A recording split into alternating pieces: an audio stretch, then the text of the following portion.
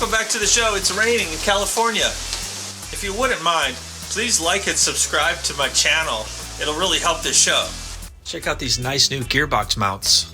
Today we're going to put the exhaust pipe back in, install the gas tank, and clean up that grimy, disgusting seat box.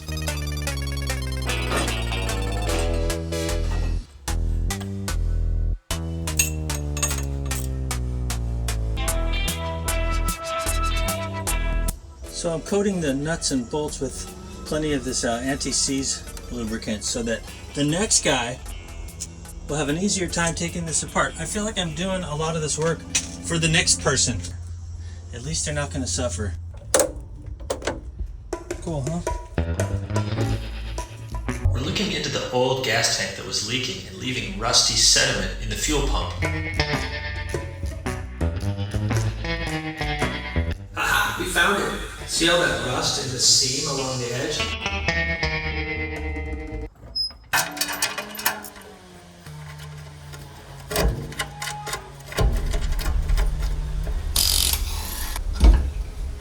Steve repositions the jack ever so slightly to raise the gas tank up just a little higher.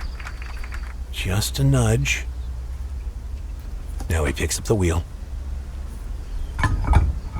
And then he cleverly uses his leg to hold the tire in place, just to get a couple lug nuts on. Then he brings it on home with the impact driver.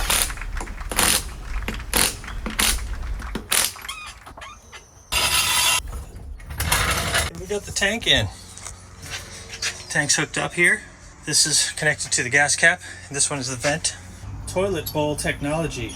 This thing floats in the gas. And when it goes all the way down, it changes the amount of electricity that comes out of here that goes to the fuel gauge.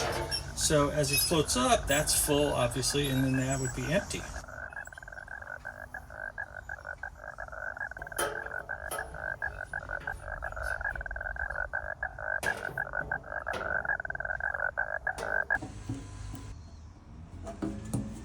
I noticed that the little screen has disappeared from the fuel pickup. The new tank's in, all 6 bolts. You know, brand new nuts and bolts. Fuel pickup, fuel gauge sending unit, blanking plate. This is my new fuel line. There's a cool thing about this car.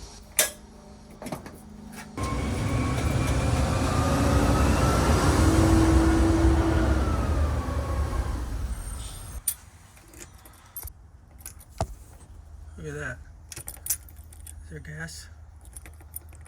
When I turned the car on to test the fuel gauge, the battery completely died. So I exchanged it over at AutoZone. Okay, this is gross. This is a project that I did not want to do. I saved it for last because it's just so dirty and grungy. This is the bottom of the seat box, or the seat base of the Land Rover. The seats go on top of this. It covers up all that empty frame stuff in the car. And you can see this part here is steel, and it's rusty, but it's not too bad. There's no holes in it, okay? And then the rest of it's aluminum, which makes it prone to this galvanic corrosion, which happens when two dissimilar metals are next to each other, like aluminum and steel, and some moisture. It becomes this electrolytic corrosion. Incorrect. It's called galvanic corrosion, caused by an electrolytic process between dissimilar metals. That's what I just said. So I'm going to clean this up the best I can. And I like the car being really kind of original and having that patina, but, you know, I don't really like driving a rust bucket around.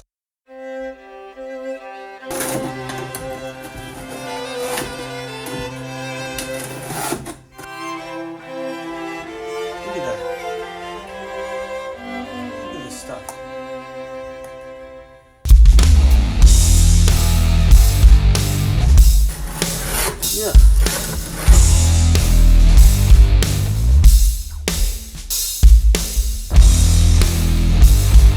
Cool. This is called detailing. This is detailing the out of this car because nobody's gonna see this.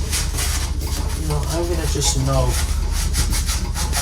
They built these things out of a surplus of aluminum that the British had after World War II. for making airplanes. And so that's what this car is made out of.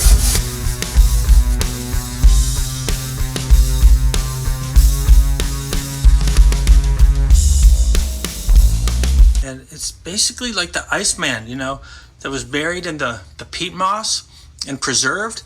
Hey Nigel, what was that Iceman called? Sasquatch. No, the Iceman from the ice. Oxy. Generating image of Oxy.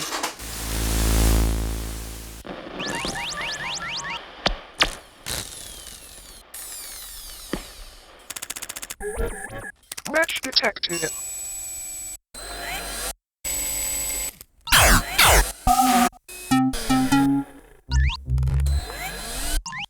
Match detected.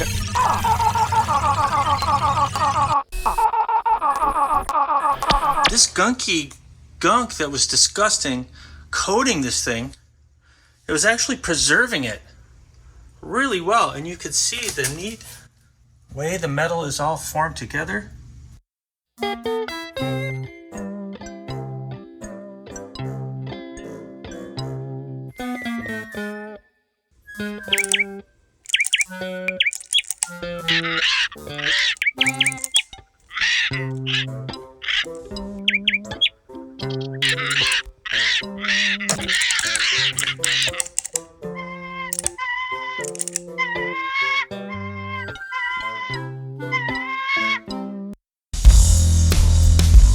Pieces that just basically crackled apart. You know, I've got this repair panel here, a nice little piece, little repair piece, and that's it.